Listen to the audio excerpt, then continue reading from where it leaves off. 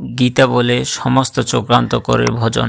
মিতি আর সঙ্গে কিরণ কান্তি ব্যানার্জি আর কৃপন ব্যানার্জি একটা ছোট ফোন কল করে কিভাবে গোটা কেসকে উড়িয়ে দিয়েছে। অগ্নিজিৎ মুখার্জি তারপরে নিচে আসে গীতাকে আশীর্বাদ করে বলে, আমি চাই পরের জন্মে তুই আমার মেয়ে হয়ে জন্মাস। এইদিকে গোসল করার সময় স্বস্তিক যখন দেখতে পারে জ্বর নেই, তখন গিন্নিকে পাম্পটা চালিয়ে দিতে বলে। গিন্নি বলে, আমারও একটা শর্ত আছে, তোমাকে মিষ্টি করে আই লাভ ইউ বলতে হবে, তারপরে আমি পাম্পটা চালিয়ে দিব। সবকিছুর মাঝখানে স্বস্তিক বাইরে বেরিয়ে আসলে আর গিন্নির গায়ের উপর পড়ে যায়, কিন্তু তার বোনেরা তার গায়ের উপর জল ঢেলে দিয়ে বলে, এইরকম একটা রোমান্টিক সিনে যদি বৃষ্টি না হলে হয়।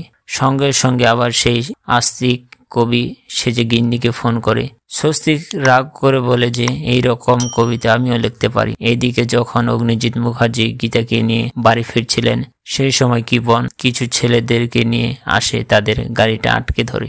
তারপরে অগ্নিজিৎ মুখার্জি বলে যে আমার মেহাকে কেউ দেখতে আসবে। আর অগ্নিজিৎ মুখার্জি, আমি কৃপন, আমি নেশার ঘরে একটা মেয়ের সাথে অসভ্যতা করেছি, কিন্তু আমি তার জন্য শাস্তিও পেয়েছি, কিন্তু তাই বলে মেহাকে আমার কাছ থেকে দূরে করে নেবেন। কৃপনের মুখের নাম শুনে অগ্নিজিৎ মুখার্জি রেগে গিয়ে কৃপনের গালে একটা থাপড় বসিয়ে দেয়। গীতা চলে আসে বলে, তোর মতো সাপের বাচ্চাকে ভদ্র ঘরে লোকের বাড়িতে আসতে দেবে না।